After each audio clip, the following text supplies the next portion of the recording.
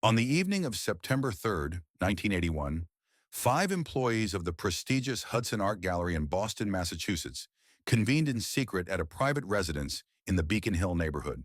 Their gathering marked the inception of a conspiracy to orchestrate a robbery that would become one of the most audacious art heists in American history. These individuals, 3 men and 2 women, aged between 24 and 41, shared a common dissatisfaction with the gallery's management and believed they could exploit its weak security measures for personal gain. The Hudson Art Gallery was an established institution housing European masterworks and 19th century American landscapes, including pieces by Renoir, Degas, and Thomas Cole. For years, the employees had lamented the poor investment in alarm systems and the complacency of night watch staff. The conspirators' intimate knowledge of gallery operations gave them a distinct advantage. They included Edward Voss, 41, senior curator and principal architect of the plan. Voss possessed a deep understanding of the building's layout and had access to restricted storage areas. Laura McAdams, 34, a registrar tasked with cataloging acquisitions. She was responsible for record-keeping and had grown resentful after repeated denials of salary raises. Samuel "Sam" Bright, 29, a security guard with a history of minor financial troubles and a reputation for being easily swayed. Clara West, 26, a conservation technician who had a personal connection to one of the co-conspirators and was motivated by a mixture of loyalty and debt. Robert "Bobby" Finch, 37, an art handler known for his methodical precision and his fascination with the black market art trade. Their motivations varied, but all were united by the conviction that they could retire comfortably if the heist succeeded. Initial discussions focused on potential buyers and the logistics of removing high-value paintings without arousing suspicion. Over several weeks, they met repeatedly to refine their plan. Voss, leveraging his experience, drew up blueprints and identified a window of opportunity, a shift change in the security team during the early morning hours of October 11th, 1981, a Sunday when the gallery was closed to the public. This calculated decision was driven by knowledge that 2 paintings, The Forest Path by Theodore Rousseau and Lady in Blue by an unknown 18th century Flemish painter, had recently been appraised at over $3 million each. Voss believed these paintings, compact in size and easy to transport, would fetch a lucrative price on the underground market. The group was determined to avoid violence. They intended to exploit their insider status to bypass security rather than confront guards. Finch, who had previously assisted with art packing for loan exhibitions, would handle removal and transportation, ensuring no damage was done to the fragile works. Bright, stationed on the security team, would disable the alarm system for a brief window, allowing Finch and McAdams to remove the targeted paintings without triggering any sensors. The plan hinged on precise timing, internal cooperation, and the assumption that no one would suspect trusted employees of orchestrating such a theft. Voss's calculated leadership and the group's collective knowledge of the gallery's routines gave them an edge, but also blinded them to the possibility of internal betrayal. By late September 1981, the conspirators' plans for the Hudson Art Gallery robbery had reached a point of no return. Each participant was assigned a distinct role to reduce the risk of exposure and to capitalize on their insider knowledge. Edward Voss, the architect of the scheme, used his curatorial authority to subtly manipulate the gallery's weekend staffing schedule. He convinced management that an inventory check was needed for a shipment of incoming artworks, ensuring only trusted staff, specifically their co-conspirators, would be present on the night of the robbery. Laura McAdams, responsible for documenting gallery movements, carefully falsified paperwork to obscure any gaps in the inventory system. She created duplicate files for the target paintings, making it appear as though they had been temporarily loaned to a private collector in New York. The paperwork was backdated and placed in a locked filing cabinet known to be ignored by senior administrators. Meanwhile, Samuel Bright spent several evenings testing the alarm system under the pretext of routine maintenance. The Hudson Art Gallery relied on a decades-old motion sensor network that Bright learned to disable using a concealed switch panel in the security office. During these tests, Bright recorded the exact timing of sensor reactivation cycles, ensuring a precise 10-minute window when the system would be offline. Clara West, who worked in the conservation lab, prepared padded transport crates. She selected materials that would prevent abrasions or sudden temperature shifts from harming the delicate surfaces of the paintings. Her involvement was driven as much by loyalty to Voss as by financial need. She owed substantial gambling debts to a local bookie and saw this as her only way out. Bobby Finch, the logistics man, secured a used delivery van purchased under an alias. The van was fitted with false panels to conceal the stolen paintings during transit. Finch also established contact with a broker known only as DR, an intermediary with connections to European buyers interested in high-value, unregistered art. Finch had no illusions about the risks of dealing with the black market, but he trusted DR's reputation for discretion. On the night of October 10th, the five met one final time at a warehouse in South Boston. Voss meticulously reviewed the blueprint of the gallery, tracing the routes they would take to avoid camera coverage. He emphasized the need for silence and speed. No alarms, no sign of forced entry. They rehearsed hand signals and whispered instructions, checking and rechecking every detail. At 1:47 hours on October 11th, 1981, the team entered the Hudson Art Gallery through a side entrance using a key obtained by Voss weeks earlier. Bright remained in the security office, watching for patrol officers and preparing to deactivate the alarm. Finch and McAdams moved swiftly to the East Wing, where the two target paintings were displayed. In under 7 minutes, the paintings were removed from their frames and placed in the padded crates. Finch's experience in art handling ensured that no damage was inflicted during the operation. Clara West monitored their progress, wiping down any surfaces they touched to remove fingerprints. At precisely 1:56 hours, Bright signaled that the alarm would reactivate in 4 minutes. Voss directed the team to exit through a rear door, carrying the crates to the waiting van parked in an alley off Tremont Street. By 2:02 hours, the van had vanished into the early morning darkness, carrying with it the two stolen masterpieces. The entire operation took 14 minutes. No alarms sounded, no evidence was left behind to immediately implicate the conspirators. As they drove away, a cold autumn rain began to fall, washing away any lingering traces of their presence. For the five conspirators, the plan had gone exactly as designed, but the aftermath would prove far more unpredictable and ultimately devious. By dawn on October 11, 1981, the Hudson Art Gallery remained unaware of the theft that had occurred during the night. The alarm system, reactivated on schedule, showed no breaches. The early morning security sweep found the gallery doors locked and no sign of forced entry was visible. The five conspirators, meanwhile, had already dispersed and resumed their regular routines. Bobby Finch, who had driven the van with the paintings, delivered the crates to a temporary storage unit rented under a false name in Somerville. He carefully transferred the paintings to climate-controlled wooden boxes and locked them inside the unit. Finch then disposed of the false delivery van, abandoning it in an industrial area to create a misleading trail. Laura McAdams returned home and destroyed the duplicate loan documents she had created. She also removed any handwritten notes or drafts that might have linked her to the falsified records. Her actions were precise and measured, designed to eliminate any paper trail that could connect her to the missing artworks. Clara West, still fearful of her debts and the pressure from her creditors, retreated to her conservation duties the next day. She kept her head down and her conversations brief, avoiding any mention of the events of the previous night. Samuel Bright, the security guard, resumed his post that evening with a calm demeanor.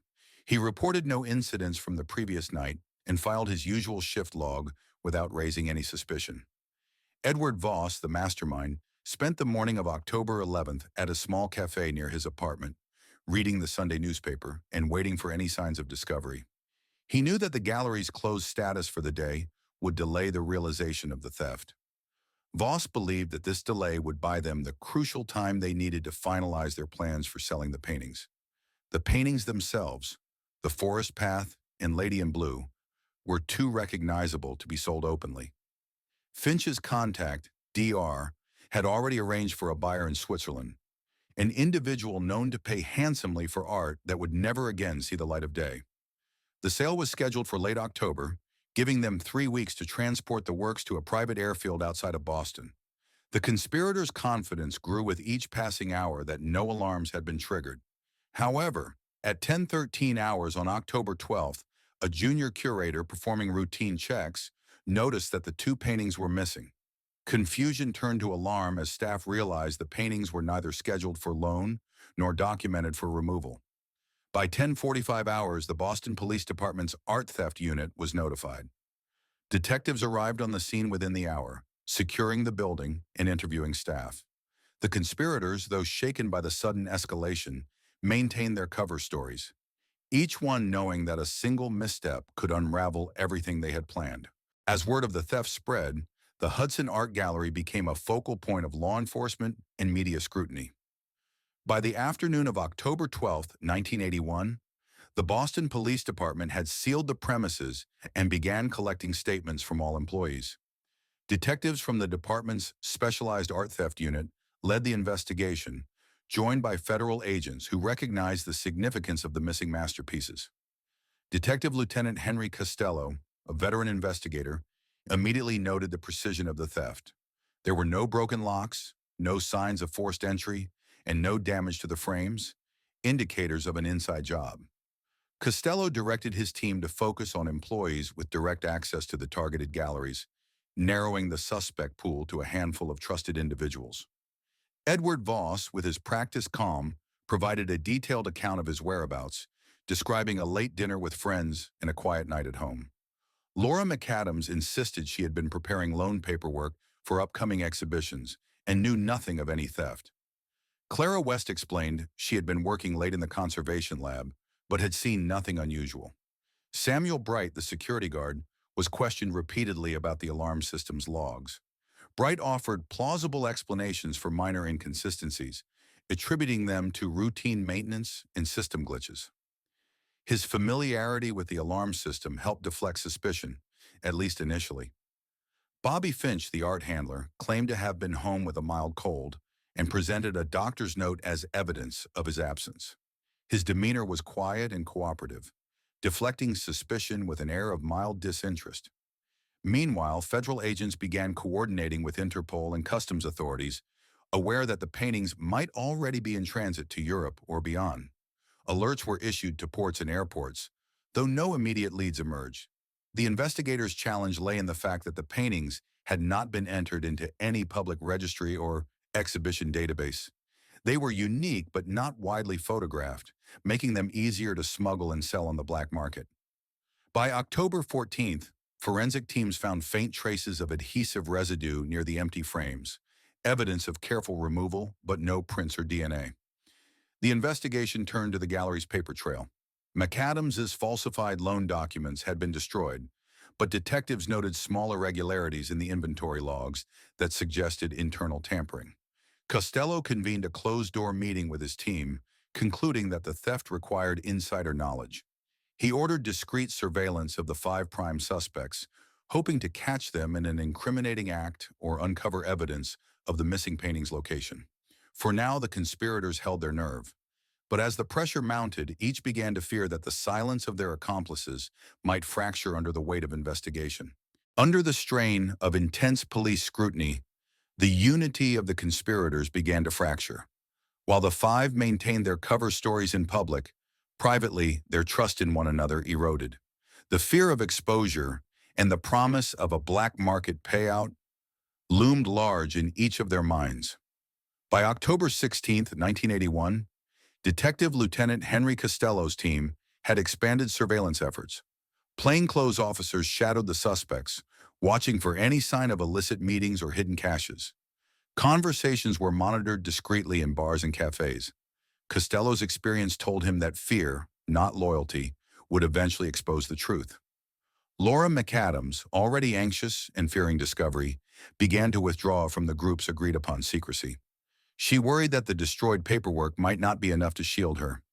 At home, she took to pacing her apartment at night, second-guessing every detail of the robbery. She had not anticipated the pressure of an official investigation, the constant feeling of eyes on her. Meanwhile, Clara West struggled with her own demons. Her debts had not vanished. In fact, the loan sharks she owed sensed her desperation and began pressing her harder for repayment. One evening, fearing violence, she approached Voss and demanded her share of the promised payment early. Voss focused solely on keeping the plan intact until the sale to DR in Switzerland refused. His refusal only deepened Clara's anxiety. Samuel Bright, the security guard, managed to remain outwardly composed, but internally he was tormented by the knowledge that he had manipulated the alarm system, a detail that, if discovered, would leave him with no defense. He began drinking heavily after his shifts, his once calm demeanor giving way to visible signs of strain. Bobby Finch, in contrast, seemed the most composed. He met twice with DR's intermediary, finalizing the details of the clandestine sale. Finch's pragmatism kept him focused on logistics, the storage unit's security, the transportation of the crates, and ensuring there were no loose ends. But even Finch sensed that time was running out. On October 19th, a crucial break occurred in the investigation. A janitorial worker at the gallery reported seeing Finch in the East Wing after hours on the night of the theft, despite Finch's claims of being homesick. The worker's statement, though not definitive proof, gave Costello's team the first real lead. Police pressure increased. Officers re-interviewed Finch, this time confronting him with the witness account. Finch maintained his story but showed a flicker of uncertainty. Costello knew he was close to cracking the circle of trust. Meanwhile, the conspirators faced a dilemma. If they delayed the sale to Switzerland, they risked discovery, but moving too quickly could draw attention. They decided to advance the timetable. On the night of October 21st, Bobby Finch retrieved the crates from the Somerville storage unit, preparing to transport them to a dock in East Boston, where a small freighter under a false manifest awaited the illicit cargo. What none of them realized was that Laura McAdams, racked with guilt and fear, had secretly begun recording her conversations with Finch and Voss. Convinced the police would eventually connect the dots, she planned to trade this evidence for immunity. At 23:11 hours, Finch loaded the paintings onto a truck bound for the freighter. But in an unexpected turn, as the truck neared the dock, a city patrol car pulled it over for a broken taillight, completely unrelated to the ongoing investigation. In the brief exchange that followed, the officer noted Finch's nervousness and the unusual cargo. He let the truck go, but the chance encounter planted a seed of suspicion that would soon bloom. The paintings, secured in their crates, sailed out of Boston Harbor under the cover of night, bound for the black market in Europe. But the conspirators, already fraying, now faced the certainty that discovery was inevitable, and that betrayal might be their only means of survival. By October 23, 1981, the conspirators' fragile alliance had fully disintegrated. Laura McAdams, convinced she was on the verge of arrest, met privately with Detective Lieutenant Costello. In a tense early morning meeting at a downtown diner, she handed over the recordings she had secretly made during discussions with Voss and Finch. In exchange, she demanded immunity from prosecution. The recordings were damning. They captured Voss's explicit instructions on disabling alarms and Finch's confirmation of the black market sale. Laura's betrayal shifted the investigation into high gear. Detectives began preparing arrest warrants based on this new evidence, planning to move swiftly before any of the paintings could disappear permanently. Meanwhile, Voss, unaware of Laura's betrayal, tried to maintain his calm demeanor. He learned of the near interception of Finch's truck by police at the dock and grew increasingly paranoid. He suspected someone in the group had cracked. His suspicions fell on Clara West, whose desperation for money had become obvious to all. But even Voss was unaware of the true extent of Laura's duplicity. Samuel Bright, meanwhile, had begun to realize that the investigation was closing in. When police called him in for a second round of questioning, this time with more pointed questions about his alarm logs, Bright panicked. That night, he drove to a remote cabin in the Berkshires owned by a relative, hoping to hide out until he could figure out his next move. The paintings themselves had been transferred to a contact of DR in Geneva, Switzerland, according to Finch's last communication with the group. But with the police now armed with direct evidence of the conspiracy, there was little hope of evading prosecution. On the night of October 24, police executed simultaneous warrants for Voss, Finch, and Clara West. Voss was arrested at his apartment, where officers found sketches of the gallery's floor plan and receipts for packing materials. Finch was apprehended at a motel near Logan Airport, trying to book a last-minute flight to Montreal. Clara West was arrested leaving her conservation lab, visibly shaking and carrying a single suitcase.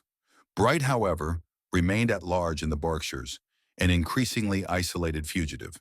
Detectives traced his whereabouts through phone records and gas station purchases, launching a manhunt in the wooded area near Beckett, Massachusetts. The following morning, Laura McAdams was formally granted immunity in exchange for her cooperation. Her recordings and written statements formed the backbone of the prosecution's case. By October 26th, the Hudson Art Gallery robbery had shifted from a shadowy rumor to an ironclad case of criminal conspiracy. Voss, Finch, and Clara West were arraigned on charges of grand larceny, conspiracy, and interstate transportation of stolen art. News of the arrests stunned the local art world, with headlines like "Art Gallery Betrayed from Within" dominating the front pages. The paintings, now in Europe, would prove harder to recover. But with 3 conspirators in custody and Bright on the run, authorities were confident the stolen art would soon resurface. However, an unexpected twist would soon complicate the final chapter of this story, a turn that none of the conspirators could have predicted. By late October 1981, federal authorities in Boston were preparing to close the case against the conspirators.